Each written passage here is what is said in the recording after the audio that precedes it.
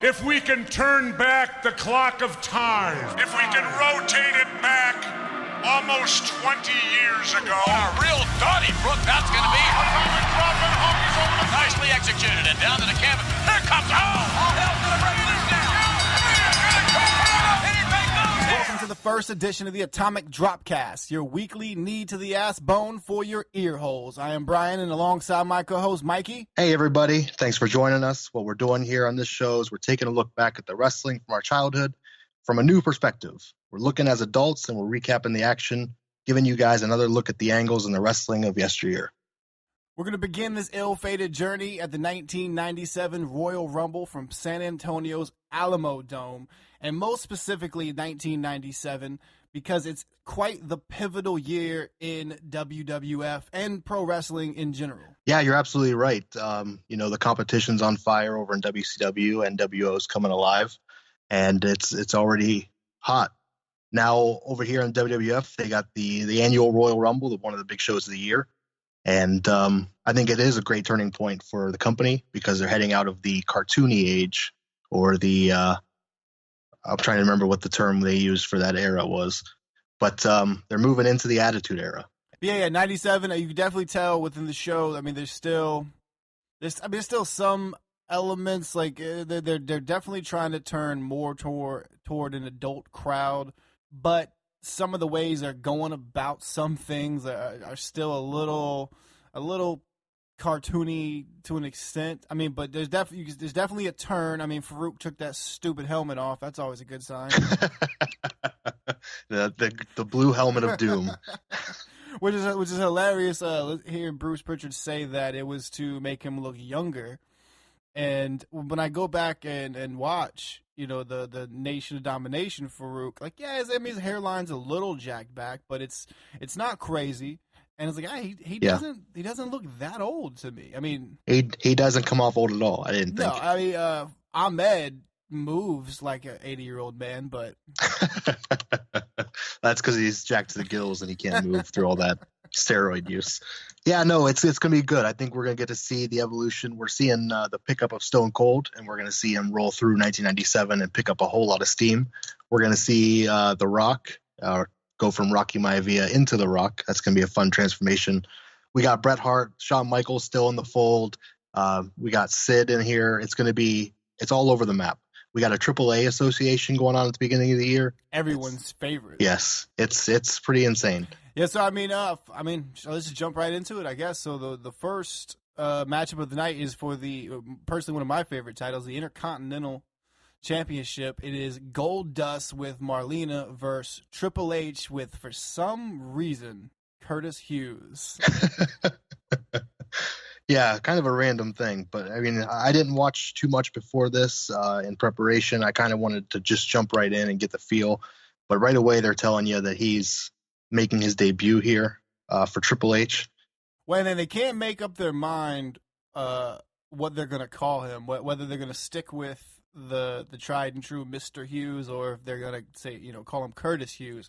And they also, I've never been a huge fan of this, but JR several times really hammers down on why. I overheard earlier today that he's Triple H, or it's not Triple H at this time. I guess we should note it's Hunter Hearst Helmsley, of course, but he's Hunter's new butler. Yeah, they kept on calling him the butler. And not only does he not come off looking like a butler, he comes off looking like guy for the James Bond villain from one of the old movies, throws the hat. Oh, yeah. Well, I believe too, Vince even mentions in there, which is like the super rich guy thing to say. Vince says something about like, well, I don't know if he could be the butler unless he's gone to butlery school or something like that. Like, shut up, Vince. Something only Vince will know. Leading up to this match, I just want to take a quick look back in the previous part of the year.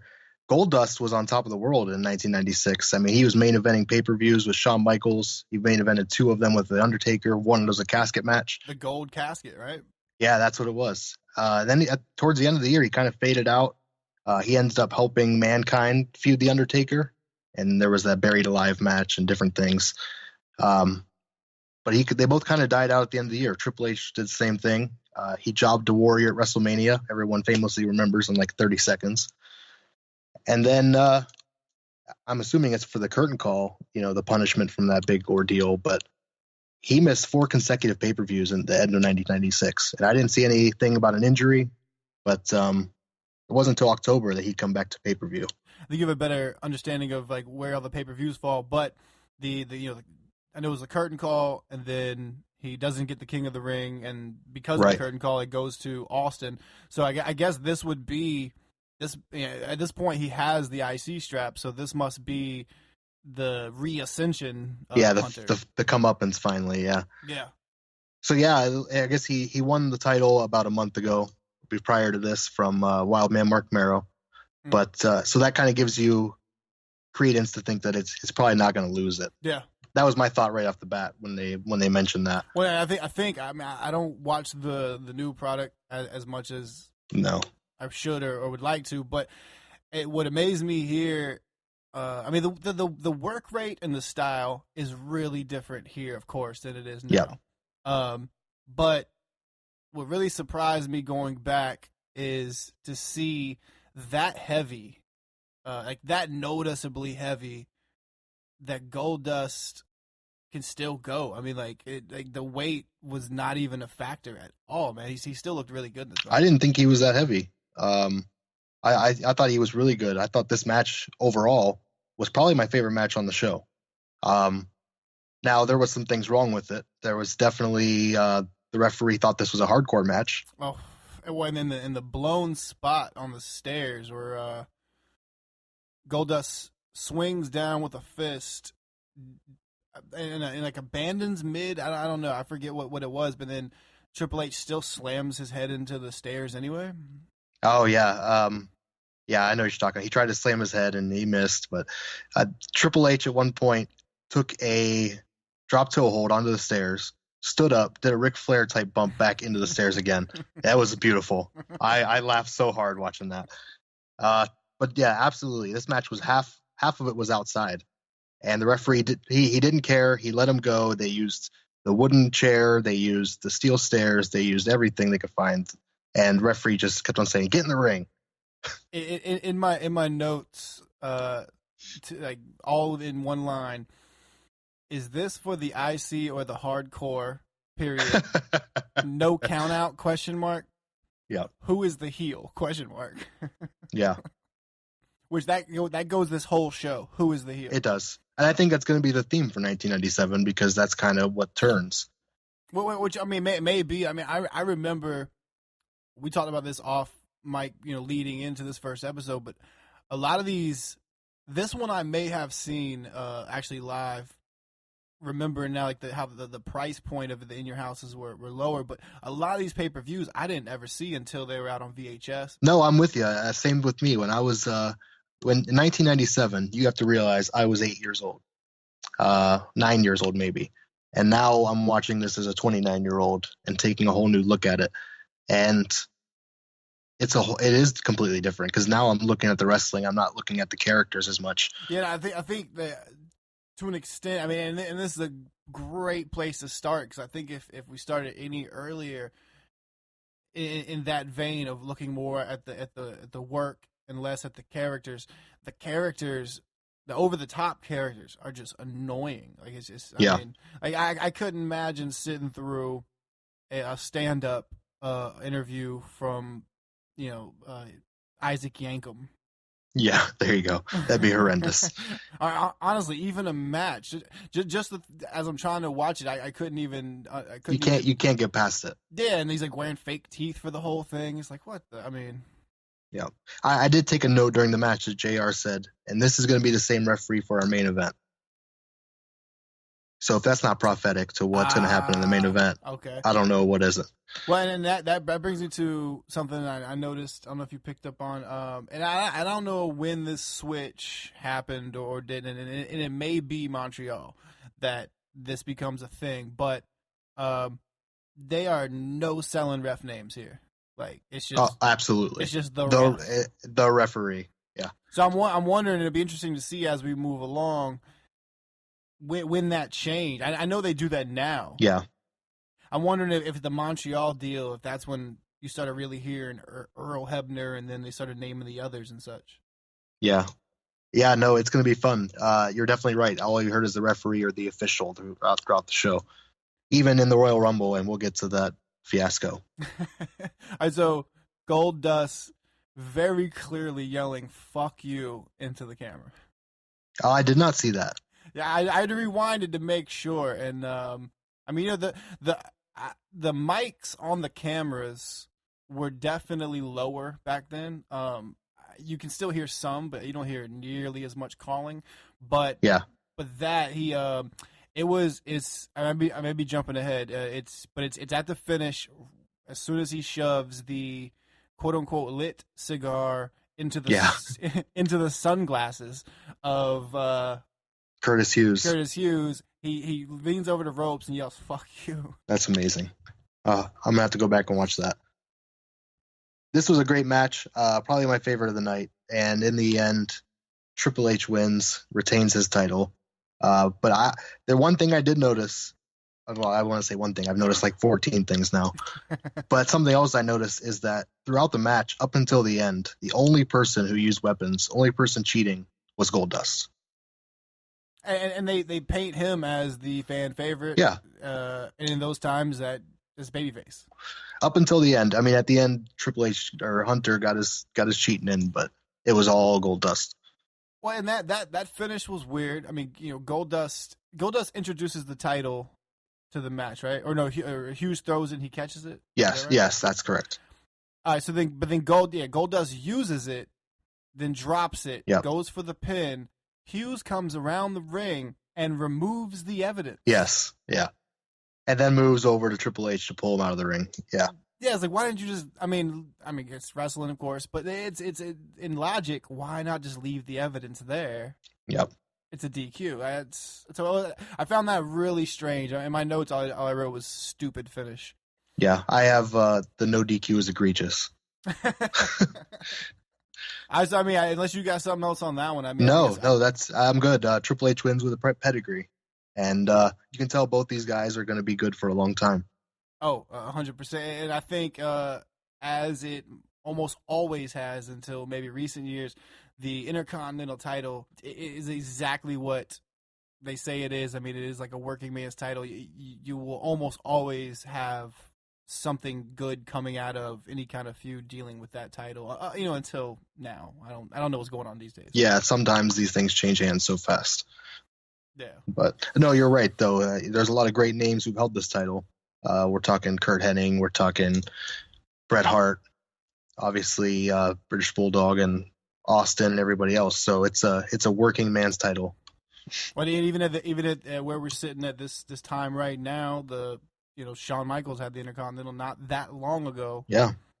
And now he's into his second, spoilers. It was 1997, motherfucker. Shawn Michaels is into his second world title. Right? Yeah, if you don't realize that there's going to be a lot of spoilers in this show, then you can turn it off. Yeah, just cut this shit off now, please. All right, so, then we jump into next is what, we go into a quick Mankind promo? Is that next? Yeah, Mankind does a quick little promo, and I loved it. I love these little Royal Rumble promos, and I wish they still did them every single year. Yes. Little 30-second clip of some guy saying why he's going to win the Rumble. It's not in here, but is Bret before this? No, Bret's after Mankind. Okay, all right. Mankind, that's what I think. I'm not sure. But either way, Mankind's he's in the zone. He's in the boiler room. He's down. I think he's got the pet rat, and he's talking about most people see it as a chance to get the title shot. I see it as a chance to hurt a lot of people I don't like. Yeah. And some that I do. And some that I do. Great line. Really like. Yeah.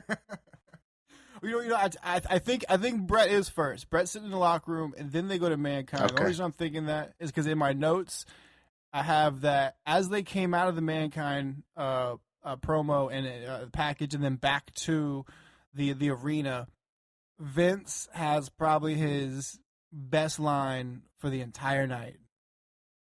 He just says, "Wow." Wow. Coming up after those quick promos, we had the Farouk AHMED Johnson, we were told was going to be the blow-off. Should have been. Should have been the blow-off to Ahmed's career. But we'll get into that throughout this. This has been building up. Farouk was supposedly the person who injured Ahmed's kidneys and had him out for months. I think that actually happened outside the ring, and they blamed it on him. But this has been building up, and they're finally getting a chance to fight now that Ahmed's back in action. They show in the package they actually worked it complete with a kidney kick on Raw or something. It's in the package, which I found most interesting about that. Normally, when you repackage a wrestler as drastically as they did from Farouk Assad to Farouk Nation of Domination, they showed footage of the blue helmet kicking him in the kidney. Oh yeah, that's when this started, when he was blue helmet. Yeah, I was saying usually if you make such a drastic change to an image, you kind of stay away from that footage, you know? Yeah, absolutely. But they kind of show the evolution of the Nation throughout it too. So I guess that's kind of the point. Yeah.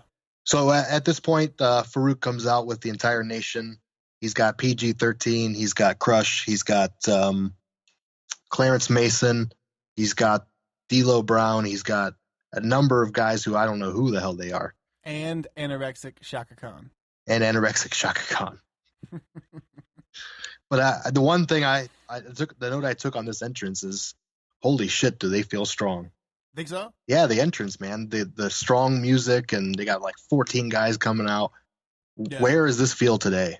Yeah, well, and I think a lot of the reason now I'll get to everything I hated about it in a second, but I do think it was strong and pretty great. But one thing that I think the reason you don't have this kind of thing as much anymore is because moving forward, we'll see. I think in like a year or so, like WWF just divulges down into just gang warfare of all these different factions, right? And it got so diluted, oversaturated, that you have no factions anymore. You know, and you don't see it as much. But I thought they came out awesome. Yeah, all their extras, especially even like the no name guys in the suits. Yeah, they kind of had that like the Nation, the Muslim Nation, the 5 percenters. They had that kind of feel to them. Yeah. And remember, like this is probably 97. Like this has got to be around the OJ deal, right? Around the OJ trial. A couple years later. Okay. Yeah. Well, no, a year later ish. And he had. We know Vince loves that because he used the hackiest footage ever, and later on, but. OJ had going to one of the trials. OJ's lawyers had Nation bodyguards.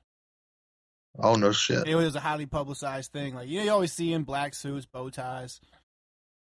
Well, I think Clarence Mason was based on Johnny Cochran or whomever it was. I could see that 100%. Yeah, because wasn't his whole gimmick a lawyer kind of deal? Well, he was really a lawyer. Oh, okay. In real life, yeah, no, he's a legit lawyer. And as we know, Vince loves occupations. Yes, he does, especially in this era. He's never had one. No, but he loves other people's occupations. Yeah. They showed Ahmed Johnson in the hype video for this match, and the hype video is pretty good. It makes it feel like it's a serious feud. Yeah. But when Ahmed talks, I can't understand a fucking word he says. Well, you know what? But I think for that package, that works.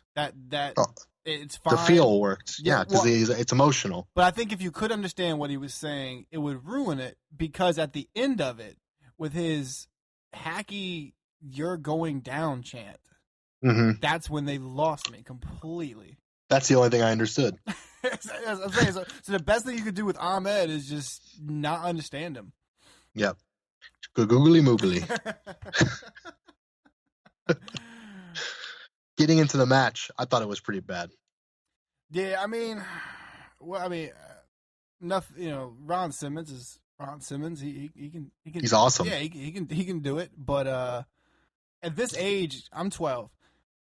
I was into Ahmed. Oh, me too. I thought he was a badass. Me too. And I was like reading some stuff and going through some things. I think this happened prior to this pay-per-view. But I kind of pinpointed why I think I really dug him. At some point, he ran out and saved Shawn Michaels from something, and that's all it took. Yeah, I'm a super HBK mark anyway. So there you go. But yeah, man, I'll say this match was not good, but given what we understand and know now about Ahmed Johnson, Farouk pulled the best match out of him he could. He did what he could. You're not wrong. Did you see the spot where Farouk dropped him on the side of the chair on the outside? Yes. And oddly enough, like right before that, I don't remember that greatly, but in my notes I have that Farouk is working both kidneys. And I wondered if he just lost track or if that was the point. But usually, if you got a kidney injury, it's one. You're gonna target it, yeah. And I think at some point, I think it's right before that chair drop, he gives him a kidney punch and then picks him up. But the way he turns him, he drops him on the reverse kidney. Yeah, that's crazy. The drop was nasty though. It looked like they messed it up.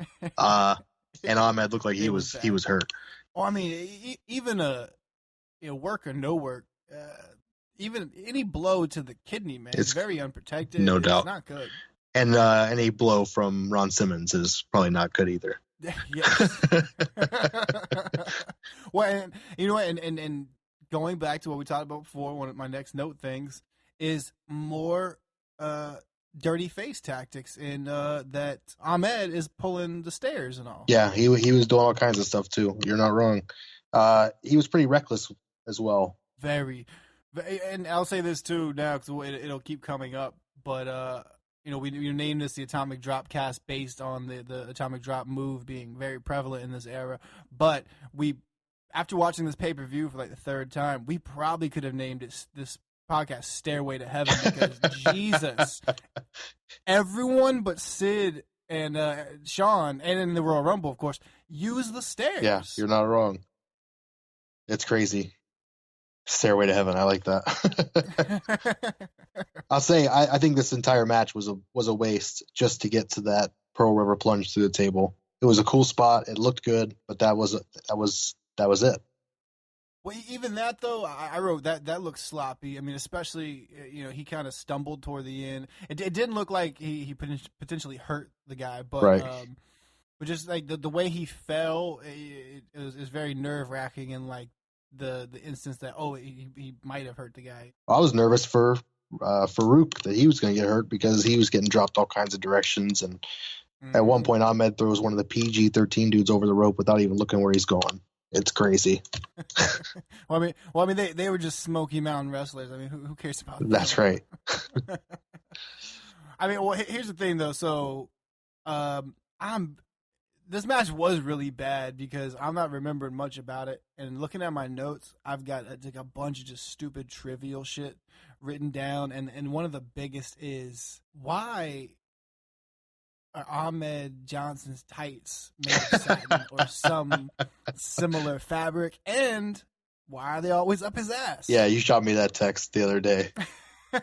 I went back and watched it, and I pointed it out to the girlfriend, and she thought it was the most hilarious thing. And then also there's a couple clips in the promo prior where there's a similar shit. And I'm like, it dawned on me almost like I was molested as a child, and it's just now coming back to me. I was like, yo, I remember that. Like this dude's ass cheeks were just always out.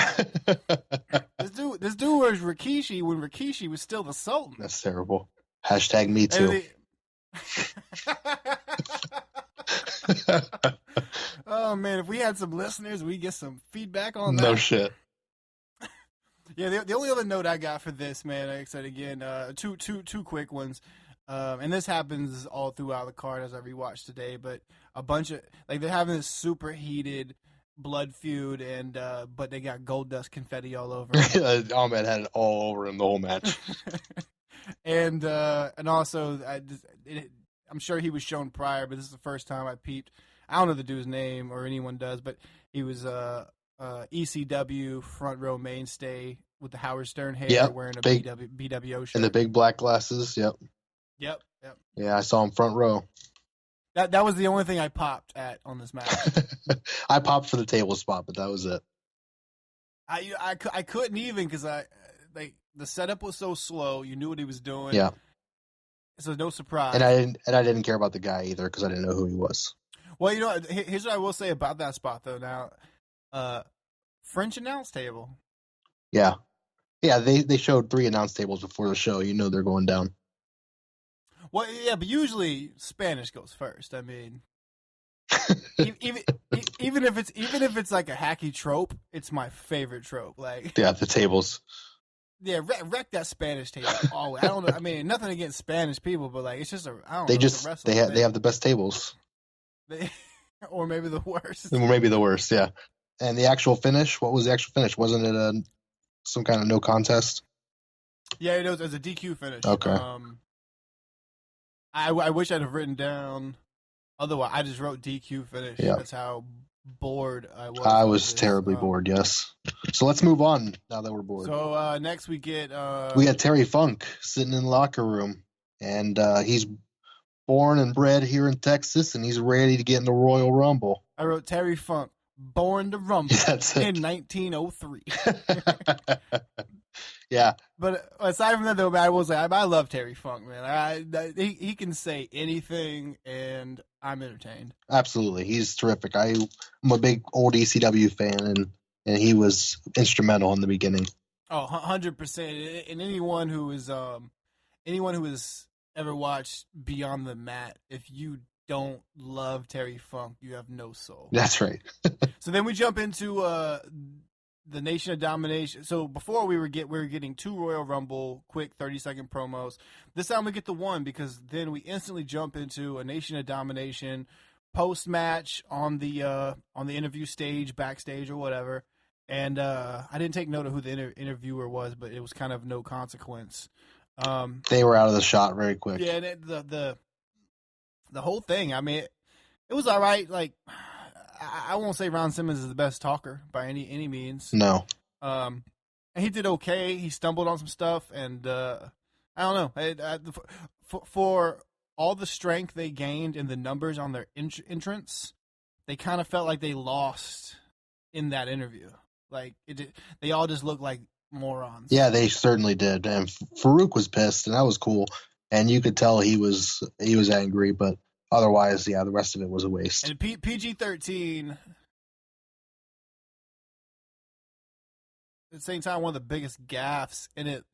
When he pulls up anorexic Shaka Khan and one of the random Nation fellows up, and he reprimands them, and they get pushed back, and as they kind of go back to their original configuration as we open on them, PG-13, as Farouk is stumbling over his words, and I wrote here, you gon' go down just like I planned for you. Which I don't need, the syntax of that sentence is amazing. Yeah, there you go. But they're PG-13, they're looking at him, and they're very intent on what he's doing and saying, and they look cogent, and they're not glazed over in the eyes. And then Fruit goes to walk off, and then instantly they're punch drunk again. Oh, yeah, I didn't notice that. I got nothing against those guys, except I will circle back really quickly what I was going to say about their entrance. I do like the strength in numbers, like you mentioned, and I do think that makes it look strong, except 2 things. I don't get the Nation with white people in it. Yeah. I don't get the, especially Crush. I don't get the, like have them lip sync or something, man, because they are so out of sync. Yeah, I think that's more of a house show thing that they should be doing, but Yes. they're trying to do it on the shows, and it's not gonna. That would be amazing in a house show because you could get in the ring and just continue that for 3 or 4 more minutes. Yep. You know. Yep, and they could go all day. Exactly. Yeah, and it'd be cool. Everybody be into it. I get it, but at the show, it doesn't work. Yeah, I mean, With the announcers talking over them and everything else. Exactly. Yeah. Moving on from the great Farouk promo, we're cutting right into Vader versus the Undertaker. Sans Cornette. They note right away that Vader is managerless suddenly because Cornette's gone, or he was attacked, I believe. There may be some backstory to this that I'm not up on, but I feel like if you're gonna recognize that so early and so quick, then why not build the match around Vader just being like a beast off the leash. Well, I guess the idea is that they're both recently managerless because they both go back to it. And they say, oh, well, Paul Bearer turned on The Undertaker at SummerSlam, and Vader doesn't have Jim Cornette out here tonight. Okay, just let you know that something's going to happen with managers. That's what I don't know if they're trying to give it away, but that's what it gave away to me. So as far as the match goes, I actually really liked the match. It was slow, but you got Vader and The Undertaker, so I don't know who was expecting anything fast. I liked a lot of the stuff in here. Best I can tell is Vader is supposed to be the heel, and that he probably had the best true heel move of the night after giving everything he got, even a mid rope shoulder block. Undertaker keeps sitting up, and then he leaves. He's like, I'm done. That is a great heel move and very underutilized. Yes. I wrote down 5 times. Vader is playing scared. Undertaker comes back from everything. Vader's ducked out scared. This is great. Vader. I've never seen Vader play scared. Perfect. Loved it. One of my big pet peeves about the Undertaker past the age of 7 or 8 is the rope walk. I hate that move, and I loved that they, crotched him. Exactly. That's what should happen every time that happens. Yeah, if you're not completely out on your feet, you should be pulling him down. Exactly. But no, great match. I actually really enjoyed it. I thought they told a good story. Vader goes over in the end with the Vader bomb after Paul Bearer comes out, distracts the Undertaker, slams the urn in the back of the head off of the apron, and takes one of the worst bumps I've ever seen in my life. For someone striking someone else, he fell so awkward. That's commonly known in the business as the ankle giving out bump. Yeah, that must be what it is. That all worked well, and the what I loved the most about Paul Bearer's injuries, though I felt like he was out there, like there was way too much horse shit before that happened.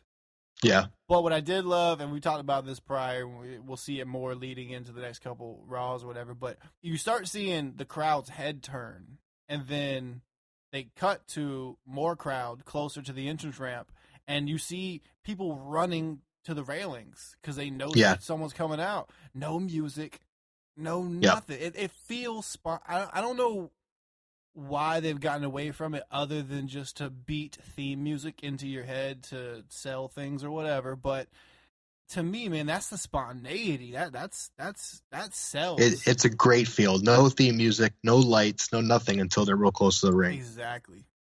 Yeah. And then if it's sold right, and then I think in this one it was, you get the great commentary response. Like, is that, oh my God, that's Paul Bearer, Yeah. And Undertaker has that great spot where he walks backwards and flips backwards over the ropes just to attack him. I have that in my notes. It was awesome. My last 2 notes is love the backward ring exit, and then more stairs. More stairs. My very last note is Vader is so underutilized in the WWF. Yeah, I mean, you might know better than I do. How long do you think he lasts after this? Is it like another year or so? Yeah, he's in it for about another year. I'm trying to think of the pay-per-views. I don't think he's there towards December, but I think he's there up to probably SummerSlam or Survivor Series. The Mastodon. Yeah. He was great, man. I was always a big Vader fan. WCW days, he was a crazy monster. 100%. When I looked it up, too, though, I was wondering going into this, thinking along those same lines of how he was, and at this point is very underutilized in WWF. I was wondering, though, I was like, but when did he do that? Like, yeah, he's the monster, sure, but when did he do that Boy Meets World shit? Oh, I think that's later on in this year. Nah, I looked it up. It's 1996. Really? I don't remember the month, but it's when he's playing heel hard, he's on Boy Meets World. Yeah. That's crazy. So, I mean, that right there, I mean, the internet, 96, 97, the internet's getting going, but, I mean, it hasn't completely exposed the business. But that's a big, it's kind of crazy that it's kind of, he assassinated his own character, or maybe he just saw the writing on the wall. I don't know. Maybe he was just coerced with money. Who knows? That's the big one right there. Yeah. And then at the end of the match, Undertaker's pissed that he lost, so he chokeslams the referee. More more great face work. More great face work. Yeah, absolutely. Which I do believe it is mentioned on the next. It's either later this night or on the next Raw. It's some off camera. He's being fined or penalized or something. Okay. Yeah, we'll get there because everybody who's listening, we're going to cover every Raw through 1997 as well. Whether you like it or not. Yeah, you don't have to listen, but we're going to do it anyway. Yeah, so after the Undertaker, in the most babyface of ways, pitches a heel fit. We jump to more of the Royal Rumble, quick little promos. We get an Austin deal. It's quick, walking down a hallway. There's clearly some people in the background, though, as he passes a doorway that don't know something's being filmed. Austin stumbles on his words a bit, but other than that, I mean, it's a really solid early Stone Cold promo. He's trying to get the camera out of his face, and he's saying, "Stop filming me," and that. And, I'm on my way to win this match. Blah blah blah. Yeah. So I mean, super solid, and for this type of thing, and for where he is at the moment, free of DiBiase, I mean, it works. Yeah, absolutely. And then we go to what doesn't work. The British Bulldog gets out of his limo or his car, and he heads into the building. And on the way, he decides to cut a promo for the Royal Rumble. And let me tell you, it's a hell of a promo. After enticing the fans who are outside. I believe the line is, "I'm going to win the Rumble because I've dominated the Rumble, and I'm going to win the Rumble because I'm bizarre." My note is, what? Bizarre. Because he's bizarre. Man, first time I watched it, I was like, all right, I'm going to chalk that up to some weird English slang that I don't know. That's some old UK shit. I'm not up on it. All right. Well, we'll have to defer to our UK friends. But then I watched it again. I'm like, no, that's just dumb. And yeah, and when I looked it up a little bit, and apparently it's got quite the reputation online. Oh, really? Yeah, it's got a nice little following. It's a meme, like a. It's a wrestling meme, yeah. It's a tag team match player style. It is. That's awesome. Holla, holla, holla. Oh, my notes are a little bare here, so I'll let you take over. Yeah, after the Bulldog promo, we went into the sleeper of the night. I think everybody in the crowd can tell you exactly how excited they were for this one. It was dead silent. There was a 6-man tag match. It was a part of the AAA Association. We saw Hector Garza team up with Perro Aguayo and Connect versus Jerry Estrada, Heavy Metal, and Fuerza Guerrero. And this was horrible. The crowd's dead. No one cares. Vince spends the entire match promoting the main event and trying to name the wrestlers and gets them wrong multiple times. JR has to cut in and take over. He is the WWF version of Mike Tenay. And it was a sleeper for sure, and not in the way you would think. Well, I wonder too. So there were several AAA dark matches. They were on the pre-show. They did a minis match, and they did another singles and another tag match, I think. Was that all aired on the free for all, or was it just straight dark? I don't know. Okay. Well, I wonder. I mean, all right. So this is San Antonio, very close to Mexico. Yes. I'd assume, at least to a portion of the fans, this AAA involvement would have been big, or at the very least, that's what WWF thought. No, I think if you look at the crowd, there was a big Hispanic presence, and we'll get into it in the main event, but Jose Lothario, the manager of Shawn Michaels, is a San Antonio legend from way back in the day.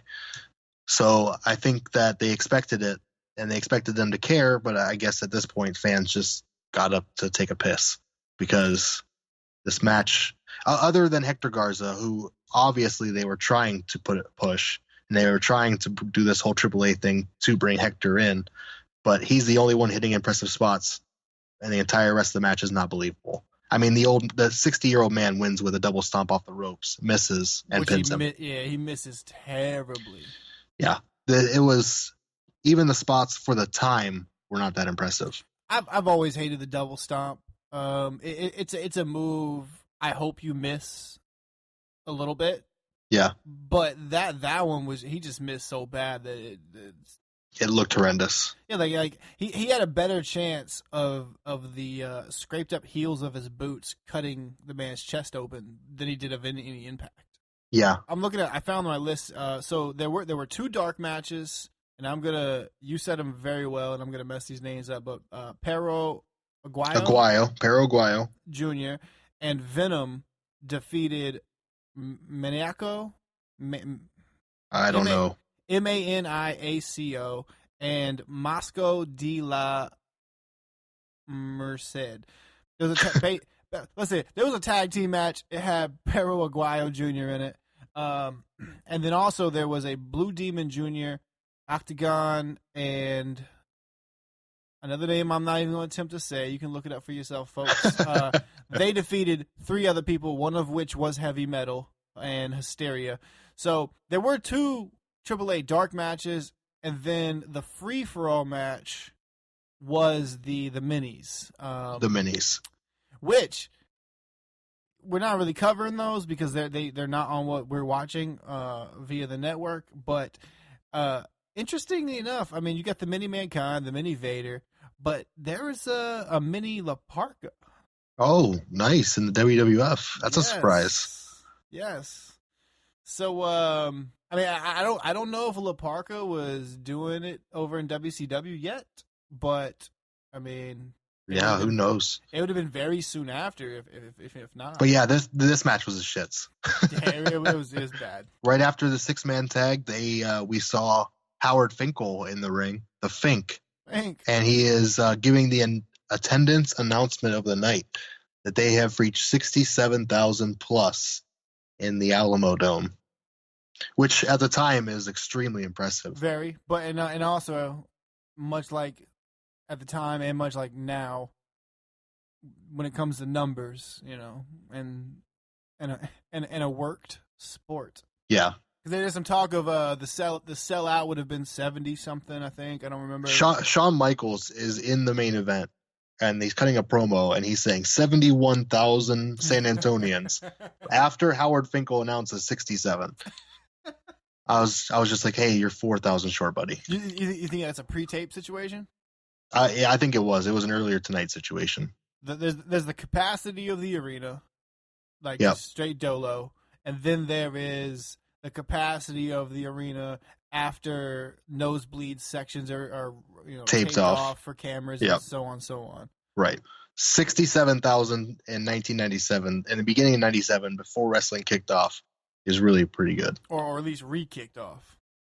Right. Absolutely. And then it's time for the coup de grace, although not the main event, which I always find weird, man. Like, don't get me wrong, I think the world title should always go last, but I also think the Intercontinental should go before it, and I also think the tag team titles should always be late on the card because they're still a heavyweight championship. Yeah, the only tag match we got was the AAA match, and it was terrible. So I agree. I always like a good tag match, but we're going to see the Royal Rumble. It's the biggest gimmick match of the year.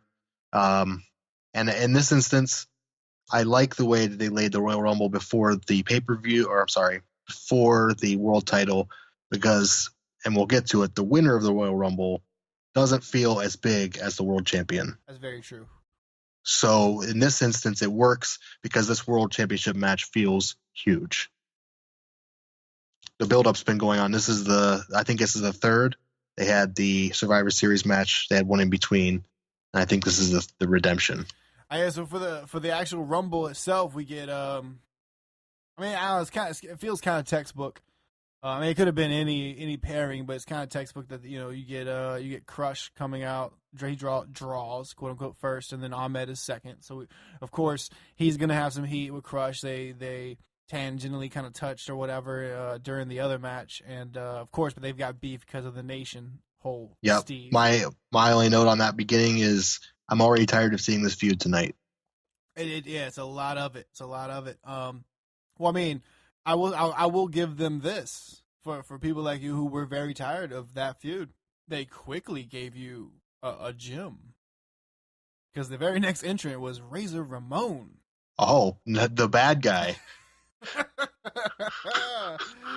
So of course, I mean, from the point we're jumping in, it was touched on in the intro. It's 97. It's a pivotal year, and one of the big things that makes this a pivotal year is that WCW is in fucking full swing, and the NWO is gearing up, or probably is actually. It's already begun. It's already hot. It's already the thing in wrestling. So, of course, we have here Rick Posner as Razor Ramon, as the famous fake Razor. Fake Razor. And he lasts about 10 seconds. He's eliminated by Ahmed Johnson. He is, and I noticed the countdown timer is already broken on entrant number 1. Oh yeah, it's screwed up the entire. It works half the time, and half the time it doesn't. Yeah, I think by Phineas, who's entrant number 4, I just quit paying attention to it. Yep. Stone Cold's fake watch was more accurate than the timer on the screen. So after Phineas comes out, at this point we see Farouk make an appearance, and Ahmed hops out over the top rope and eliminates himself, chasing after Farouk. That's the first self-elimination of the night, one of many. And the best booking all night. Yes, get Ahmed out of there early. Phineas, Godwin, and Crush went at it until the next entrant came out, who was Stone Cold Steve Austin. And right away, business picks up, as JR would say. Phineas throws out Crush pretty quick, turns around right into a Stone Cold Stunner, and then we see one of my fond first memories of this Stone Cold, where he's laying on top of Phineas, jaw-jacking him, probably motherfucking him, calling him every name in the book, and it's beautiful, and the crowd is eating the shit out of it. I mean, it's obvious that he's the guy going out of this. 100%. He hits the stunner. He throws out Phineas pretty quick. Bart Gunn comes out, does a terrible Stone Cold tries to throw him out. He hits the rope sideways, falls on himself, stands back up to get clotheslined. I don't know if he was trying to hold onto the ropes to make it look good, but it was terrible. Yeah, I don't remember that one much. I mean, but at the same time, I don't remember much of Bart Gunn post Sunny. So yeah, Bart Gunn gets thrown out. Austin sits on the turnbuckle and starts checking his watch as he's waiting for the next guy to come out. Another great moment. Amazingness, like just that was probably the best thing in this whole deal is just his antics. Oh, absolutely. And the next person out is Jake the Snake Roberts. Austin hits the middle of the ring, drops to his knees, and starts praying during Jake's entrance. It's terrific. Which I'm basing this off of some memory, which might be bad.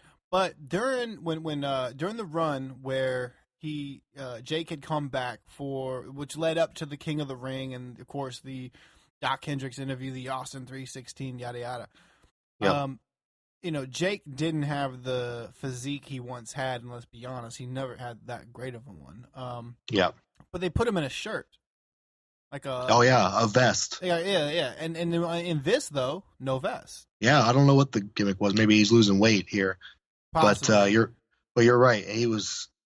Maybe he was just jacked up to get in the ring. I don't know. For anyone listening, I mean that might honestly sound like the most mundane, boring thing. But keep in mind, we're watching these, and like as said in the intro, we're watching these with adult eyes. What, 30? Not 30 years, but 20 some odd years later.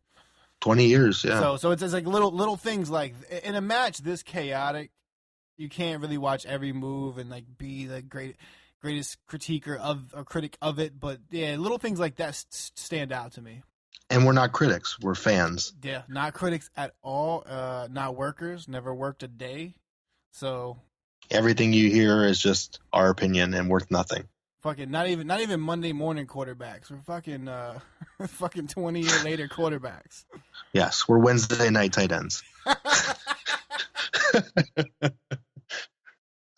After Austin and Jake go at it, Jake drops the snake in the middle of the ring in the bag, and they about step on it like 6 times. Finally, a referee dives in and pulls it out of the way. But for a while I was scared for the snake.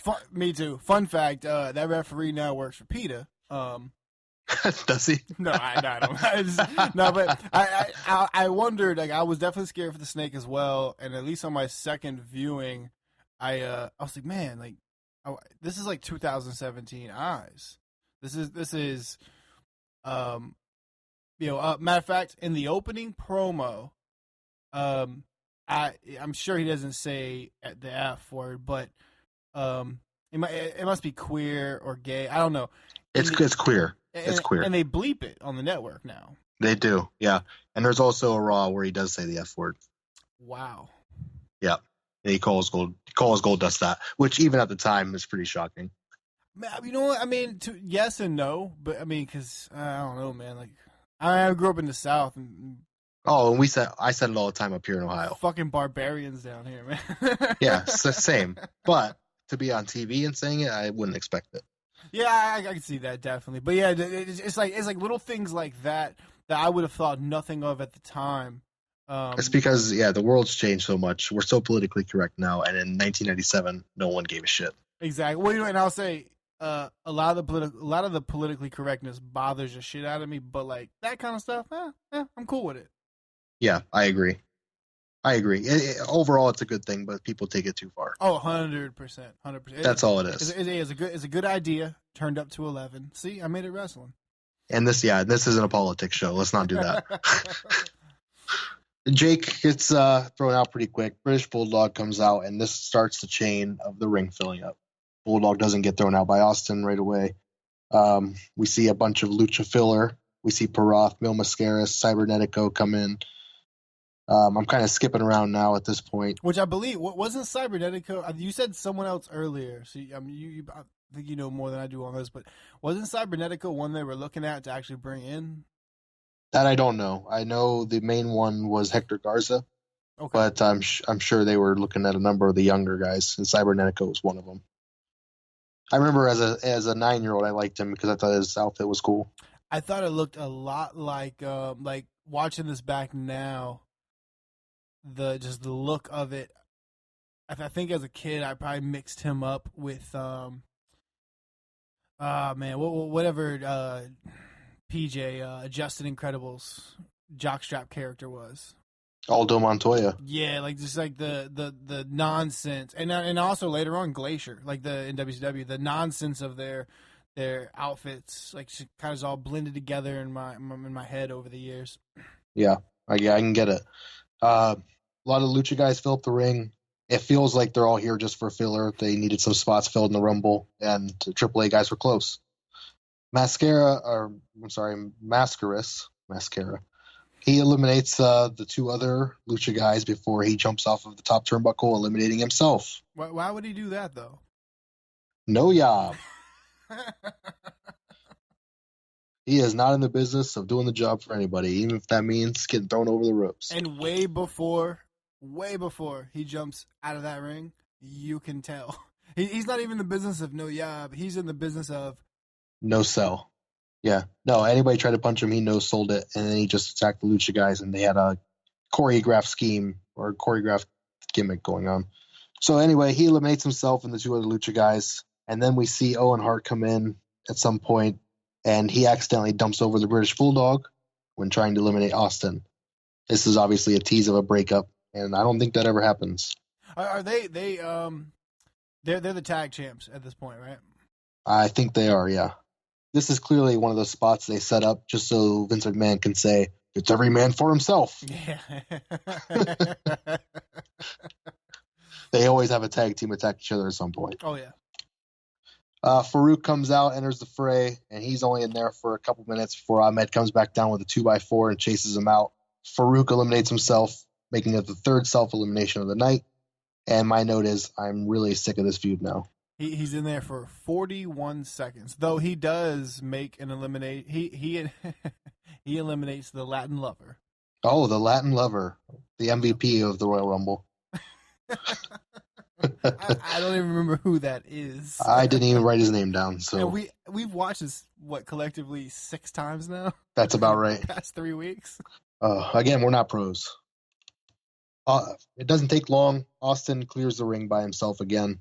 He throws out Savio, Mark Marrow, the Road Dogg, who is not the road dog yet. He is the roadie, Jesse James. Austin's all alone in the ring, hits the turnbuckle to sit and wait. He's catching his breath. The countdown comes on, and it's Bret Hart. And Austin has the best double take of all time. He gets right up to the point of overselling, like right on the precipice of overselling. Yeah, but doesn't cross it. It works so good. It's a lot, but it's perfect. Now, do you know that this feud had already started? They had a match at Survivor Series.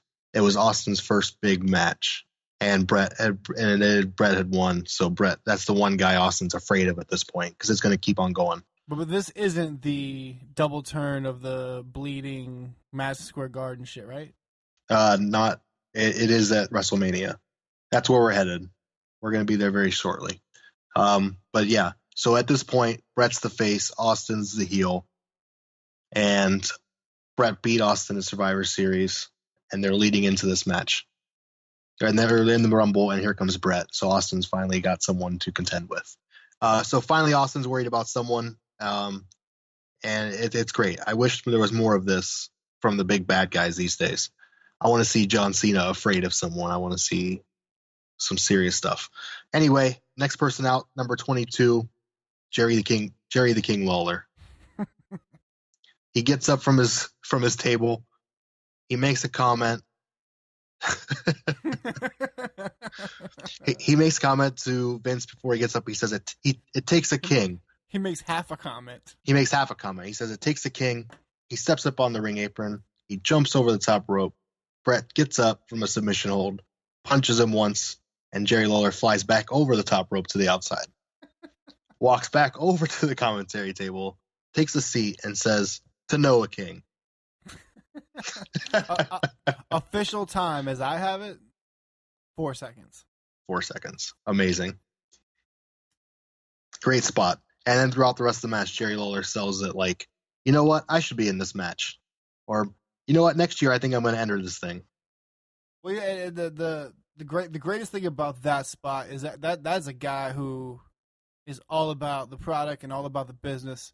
He deserves, for what he's done for wrestling, he probably deserves way more, but seems perfectly fine with doing that job. I think he loves it. Oh yeah, because it's all comedy for him. Like, he's the one line. He's not the king of shit except one-liners. Yeah, I'm sitting here watching this Rumble and I'm laughing so hard at everything he says. So yeah, Jerry Lawler comes in. He gets knocked out. Next, we see the fake Diesel. The fake Diesel has a hell of a run in the Rumble. He doesn't eliminate anyone, but he lasts about 20 minutes, which is pretty impressive for the fake Diesel. I mean, would you say though? I mean, for what was his time? He's out at 40 something, right? 49. Would you say he was yanked out of the Rumble? I hate you for that.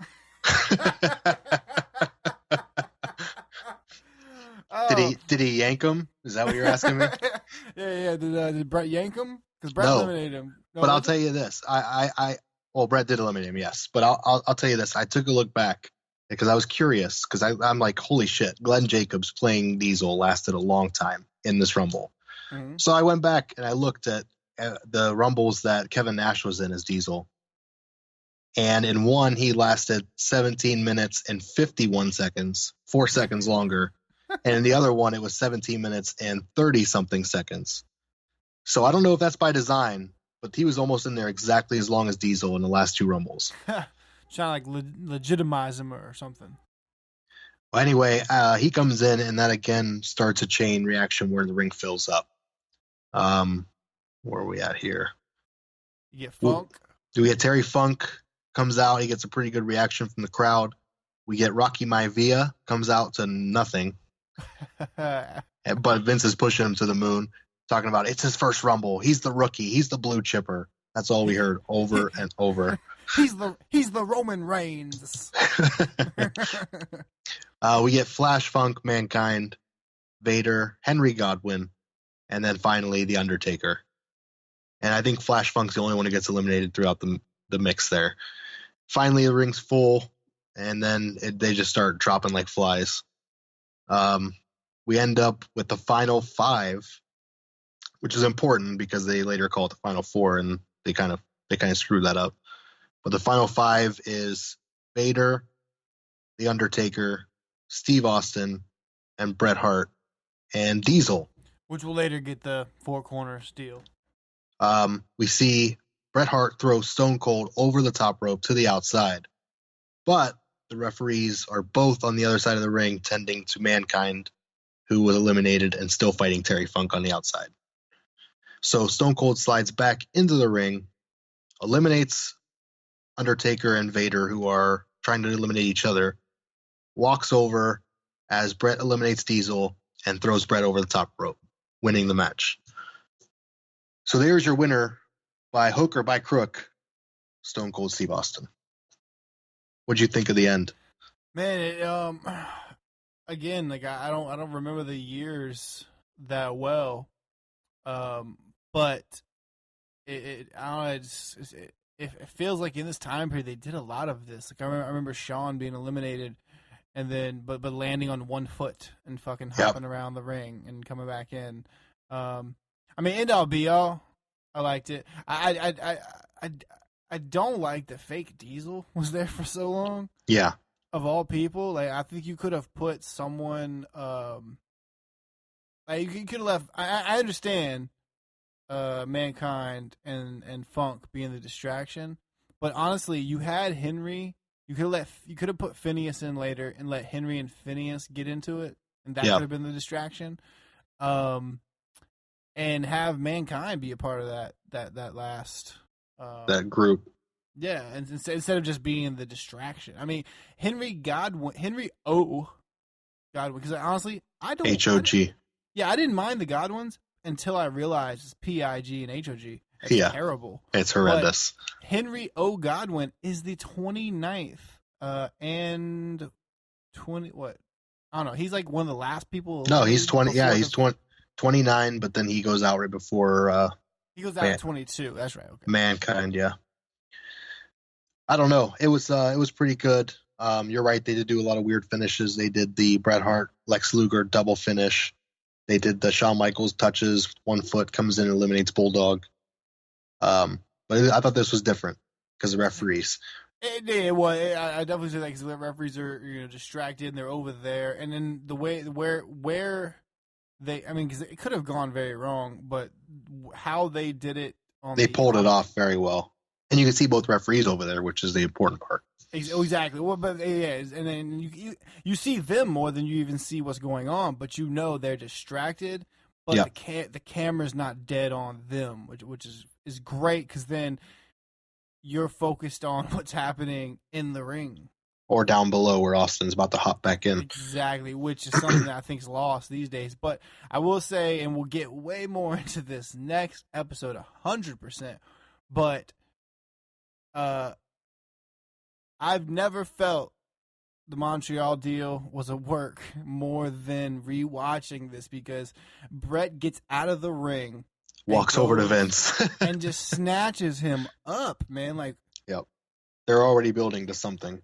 100%. And now I don't think they knew in January that Bret was going to be leaving, but I think that they were planting the seeds for something, and then it turned into something else. I don't know that Vince was going to out himself as the owner, even though, I mean, I don't know, by 97, did people know? They didn't know, but they were starting to, Austin points to him, Bret points to him, people are starting to talk to him, and I think they're trying to reveal it.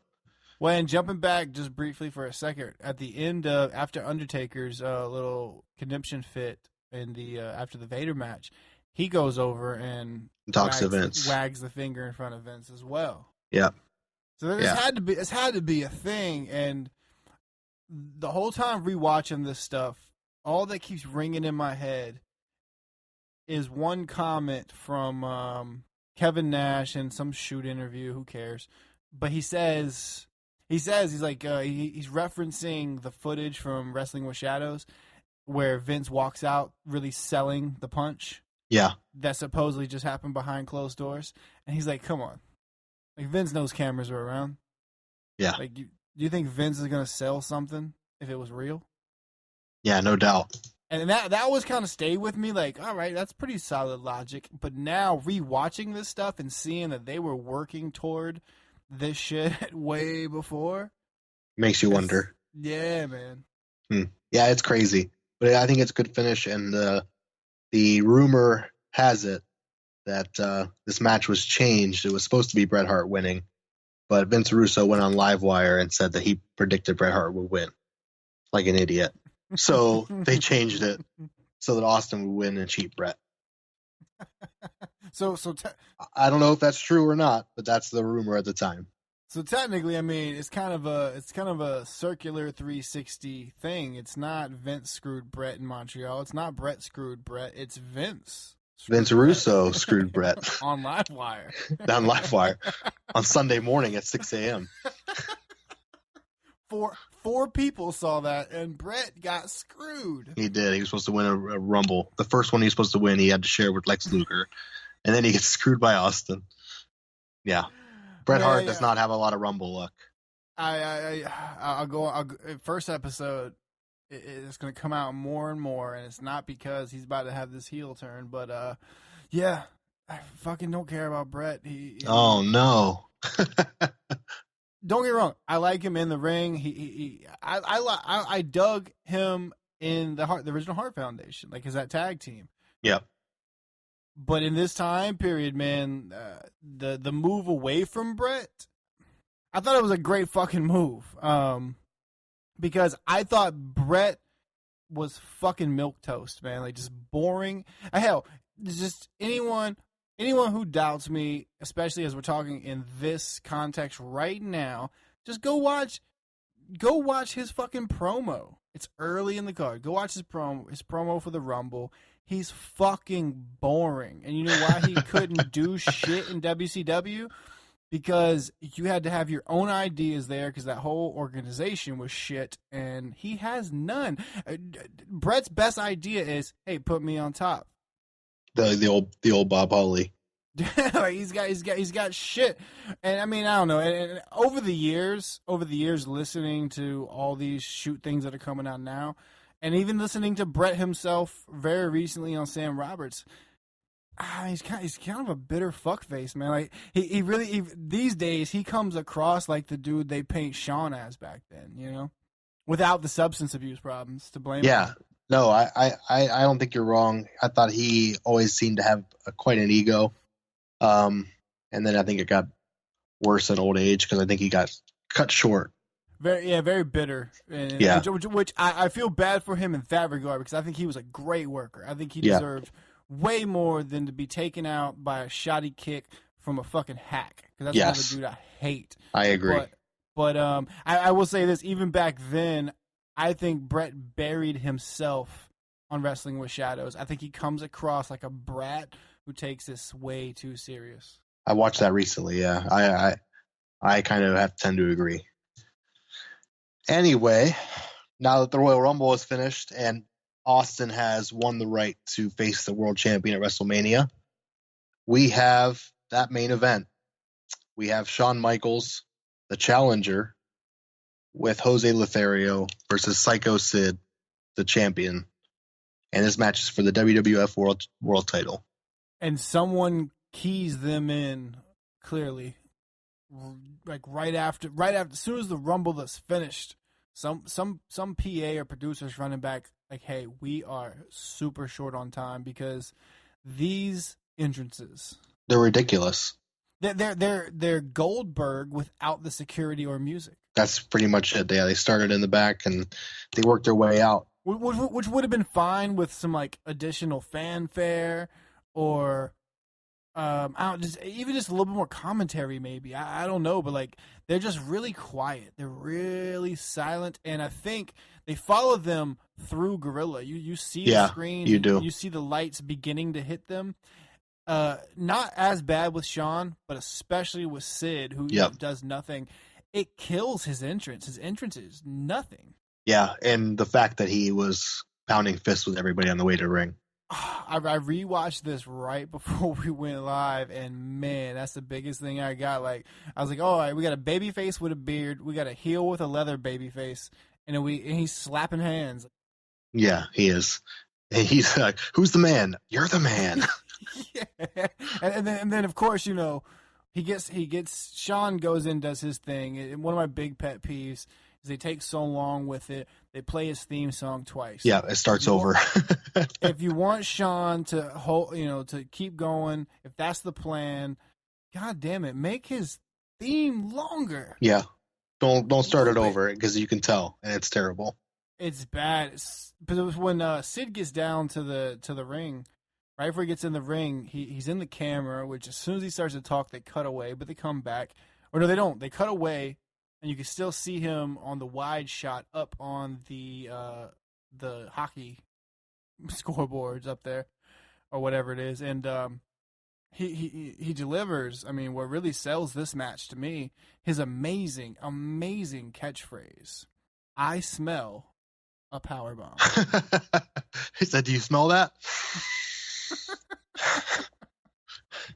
Yeah, I don't know. I can tell you this: 9-year-old me was scared shitless of Sid. Sid, in my childhood, was the most terrifying wrestler I'd ever seen. Me too, and I figured out why today rewatching it, because with no visible scars, Sid looks like a burn victim. Well, he certainly looks like he has ramen noodles on his head.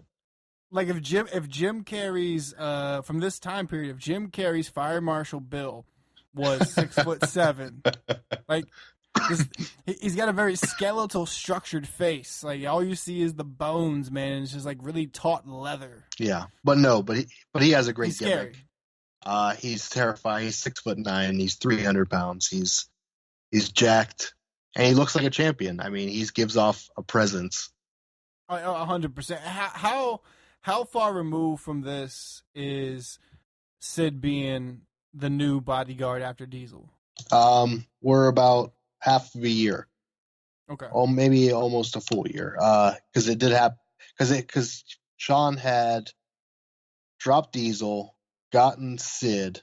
He lost the title, and that's when he dropped Sid. And I'm not sure who won in between. Something to that effect. He dropped back to Brett? I don't know. I'll be honest, I'm not sure. Yeah, I don't either. And that's why we're not experts. Exactly. What do you feel about the hard sell of the flu here? Oh, it was definitely hard, and again, I've heard it was true. Mm-hmm. So I think they're trying to give him an excuse right off the gate. And not only that, but at this point, I think it was like 2 weeks before Sid was in a really bad car accident. So both of them are coming into this match really fucked up. I would say of any time I would believe anything to be a shoot, it would be on this one with those two things, because they really and they take their time, and there's not a lot. I mean, I think there's 3 minutes into this match is the first rest hold. Yeah, they're working really slow. But I can tell you, I felt like in the entrances, the crowd was about 50-50, which was weird because they've been touting Shawn Michaels' hometown the entire time. But come halfway through the match, it was 90% Shawn. Oh, 100%. And even the commentary even sells it as Vince says, seems like Sid has some fans as well. And then JR jumps in with some numbers of, with 67,000 people, there's guaranteed to be a smattering of fans. And I think King says something along the lines of, if Shawn Michaels sees even one of these fans cheer for Sid, it's going to mess him up. right after that, I wrote, because in the entrance, I wrote, because of the big Sid letters came down. Yeah, I liked it too. Looking back now, I'm like, that's kind of corny. But mainly in the spelling, I just wrote sudden infant death. That's not something to laugh at, but I'm laughing at it. I mean, it's missing the final S, so it's not the real thing. This match was slow. A lot of rest holds, a lot of bear hugs and camel clutches and things. But even go ahead, Sid, man, like a bear hug from Sid, cool, I get it. It looks good, yeah. But a camel clutch, yeah. I don't know. It worked in the essence because he kept on sitting on him. Yeah, that's true. But then they had the slip out of the way spot where he takes the ass bump or whatever. Yeah, and But I'll tell you, I thought they both took some pretty good bumps for both being beat up coming in. Michaels took a couple dumps to the outside that were pretty good. He took the power bomb on the outside, even though it was kind of protected. We saw Sid doing the giant leg drop, and he was moving around pretty good. A lot of good bumps. I thought they told a good story. It was interesting that right off the rip, they're telling you this is the last appearance for Jose Lothario. Because they're already telling you that chapter's closing out. So you can already tell it's kind of like the last of the boyhood dream Shawn Michaels. Well, yeah, and he was only there. I mean, he was literally only there to take that camera shot. Yeah. And so Shawn could rush to his aid just to turn Shawn face. And he was even there for the last WrestleMania when he won the title the first time. Yeah. He was in the promos and he was training him and he was doing all that stuff. Well, and they really hammered down when Sid power bombs his son on the table backstage. They really hammered down on the Shawn's at commentary or whatever, and Hyde sprints from commentary back to the back to try to save his mentor's son and all that. Right. Yeah, I thought it was a pretty good story. They had both of them. Sid grabbed them both at one point, and then had to relinquish them to get back on Shawn. But yeah, they called that the dual cowboy hat spot. Oh, is that what it's called? Yeah, it's. I mean, it goes way back to Bill Watts. There were a lot of cowboy hats in the show. I think JR was very happy about it. We saw Shawn Michaels' mom and dad in the crowd. That was a nice touch. Yeah, and they've been around before. I think as a stepfather, but they've been around before for some stuff. But yeah, the one thing that kept striking me was kind of annoying is it's the mother, the father, or the stepfather, whatever, some other lady, and then a guy in a white shirt who keeps talking to him. When bothered me the entire pay-per-view because he kind of looks like Pat Patterson. Oh, I don't know. I didn't pay that close attention. But I noticed him. He kept on getting up and leaning over that way. Being on the opposite side of that hard camera, that he just distracted me the entire pay-per-view. But yeah, great. I thought it was a good finish. I actually, the first time I watched it, I'm like, this match isn't that good. And reading online, a lot of people say it's Shawn Michaels' worst pay-per-view main event. But watching it a couple times, I really appreciated it, and I thought it was actually not that bad. Yeah, I don't think so either. We talked sometime around like the first viewing about the finish being like super botched, which I don't know. I think it is, but I don't know. I don't think the super kick is that botched. Like, yeah, he probably slipped, but oh, it looks good. Part of me feels like he went to fall, but overdid it just to sell the height. Yeah, probably it might have been, but I think he landed flush. Yeah, and I think the botching, where it's bad. So I think they do the Hebner bump pretty fluidly. Yep, that was nice. It works, but then right after that, with the camera. Well, right before the camera, there's a spot in the corner where Sid looks lost, and you can, God damn it, done cut to a fucking different angle. You can see Shawn talking, man. He's calling it on the fly or changing. I don't know what he's doing, but Sid looks lost. Which the very first Irish whip of this match, Sid looks lost already, and Shawn has to tell him something.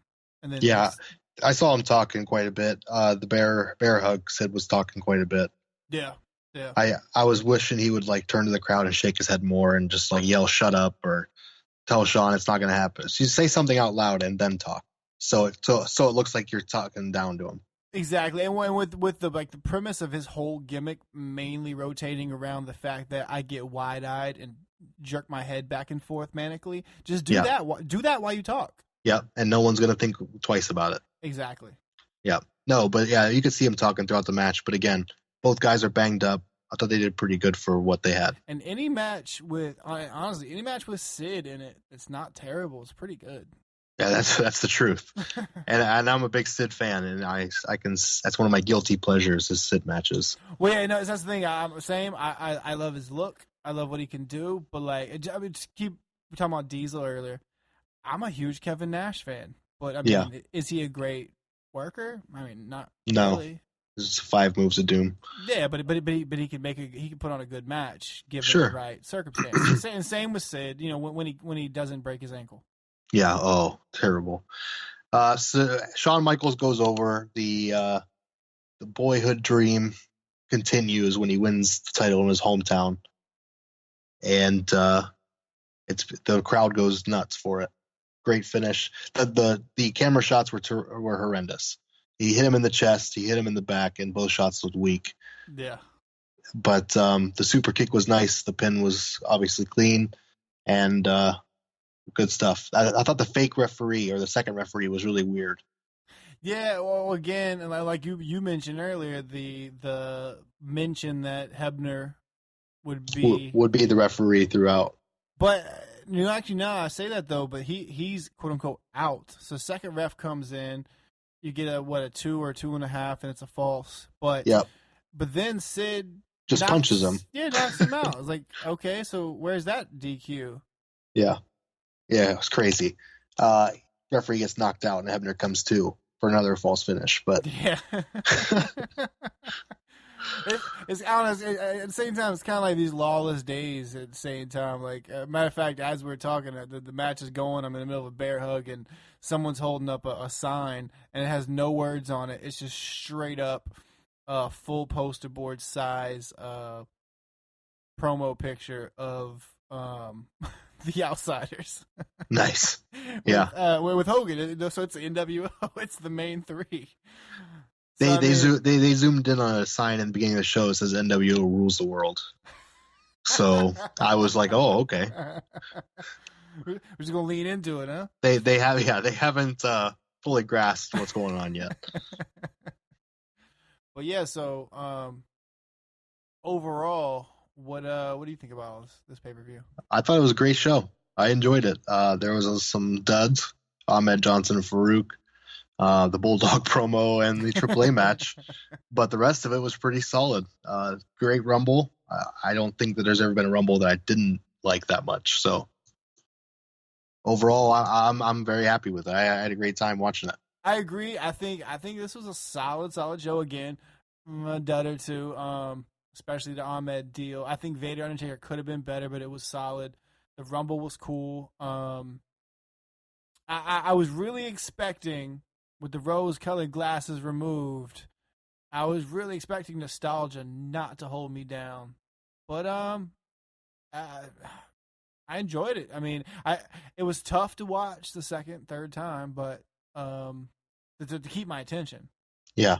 But no, that the first viewing, man, I was enthralled. Like I was into it. Absolutely, and it was like it brought me right back. Yeah. I was into the story. I remembered part of the story. I was eager to learn more about it because it was part of my childhood. That's why I like what we're doing. Well, and parts of the story that I the holes that I couldn't remember, that it's almost like watching a Game of Thrones or a whatever that you've seen 4 or 5 seasons of. The parts I didn't remember, I'm kind of like I'm watching, but I'm kind of like pontificating at the same time. Like, well, did this happen? Right. I know where this goes. It's almost like I read the book. And I know what's coming, but I don't know where it's coming. So yeah. Yeah, like how they get there, but then I popped off little things too, like man, the Texas tights for Shawn Michaels. I always loved those. Yeah. The motorcycle boots, like again, huge Shawn Michaels mark, and the fact that he's on top right now. I mean. Everybody's gonna get a lot of views from my girlfriend because I'm forcing her to watch this, and I'm interested to see what her views are because she's never seen it.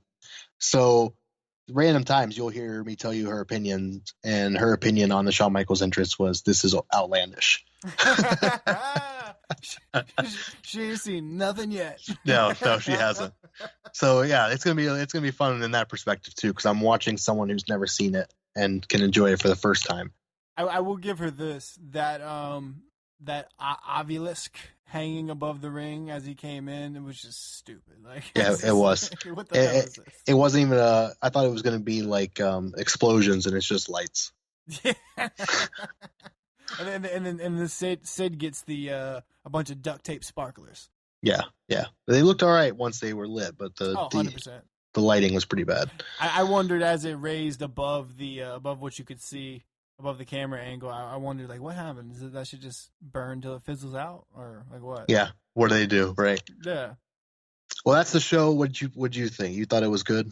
Yeah, no. Overall, I'm a fan. Like I said, I expected nostalgia to fail me, but I mean, it really didn't. And like we talked about, I fell right into it, man. Like from what I could remember, or at least kind of assimilate, or not assimilate, but fucking extrapolate from what I remember.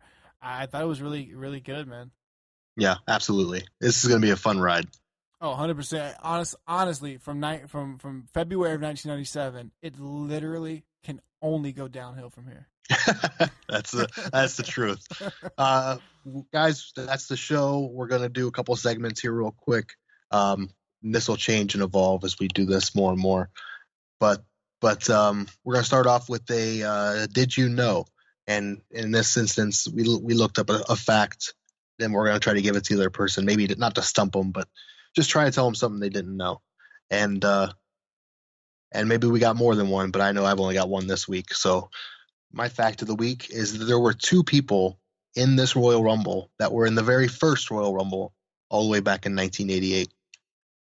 Do you know who they are? I know who won the first one, but I don't know. Jake the Snake Roberts and Bret the Hitman Hart were both in the very first Royal Rumble. Very first. And we're also in this in this Rumble, correct. So that's my cool fact of the week on this show. I got one that fits the very 1988. The very first Rumble was the shortest Rumble match. Oh. Came in at 33 minutes. Hacksaw Jim Duggan won it.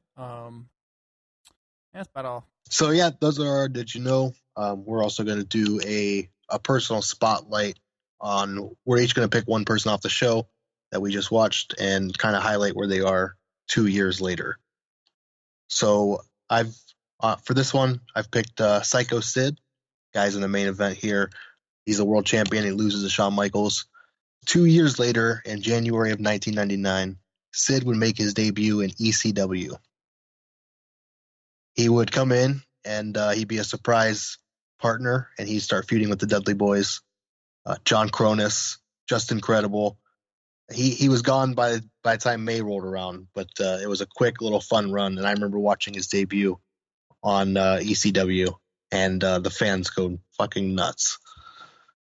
I can imagine, man. That's nearly a perfect fit. I mean, his gimmick was loose enough to work perfectly. It was great. He comes out in jeans and he's all jacked to the gills, and yeah, it's awesome. Well, for mine for this week, I'm gonna go almost the direct opposite. This fella came from ECW before his stint, but in 1997, of course, we talked about it earlier. Old Ricky Bogner was the fake Razor, and in 1999, old Ricky Bo, he went back to his Titan gimmick, which I'm sure we all remember fondly. But he went back to Japan and to New Japan Pro Wrestling, and I found this funny. He became a member of the NWO Japan stable. Oh, nice. So they had the Razor Ramon in WCW, and they had the fake Razor in New Japan. I found of all the things, like, well, because previously to pull down the very thinly veiled fourth wall, we both had one that was exactly the same. We both picked AHMED Johnson, and then decided to pivot. And of all the ones I was like, oh, Vader might be interesting. I pull a Vader, it's like, fuck, he's still in the WWE. Yeah. Or WWE. Well, it'll be interesting because we're going to be, a lot of these guys will be on the same shows as we move forward. So we will be moving through most of the roster. Well, that's the pilot episode. We'll see how this goes. I mean, like you said, with the segments, I believe also with the show in general, this will continue to evolve and be more streamlined. I mean, I think we were originally talking about this being like a 30-minute 45-minute program, but I don't know. I think we're a bit we're well over. But I mean, it's been fun, and I'm down to keep doing it. So it'd be fun to see where this goes. I'm excited. It's been a fun ride, and I'm looking forward to keep watching 20 years ago wrestling. So yeah, this kind of concludes the pilot episode. It's been a great time, and we're going to continue to do this and move forward. And matter of fact, tune in next week Our next episode will be the 2 following Raws, which fall on which dates? They fall on January 20th and the 25th, 1997. The end of January. We're going to close out the month of January with the next episode and move into February. All right, guys. Thanks for joining us. We'll talk to you next week. This has been the Atomic Dropcast. Drop someone's ass on your knee. The WWF Royal Rumble. It's going to be the wildest, most outrageous battle in San Antonio since the Alamo. 30 awesome superstars, one ring, and everybody ready to rumble. Plus, Shawn Michaels looks for payback when he battles Sycho Sid for the WWF Championship. And AHMED Johnson will be judge, jury, and executioner against the leader of the Nation of Domination, Peru. The WWF Royal Rumble, live January 19th. Nobody does pay-per-view like the World Wrestling Federation.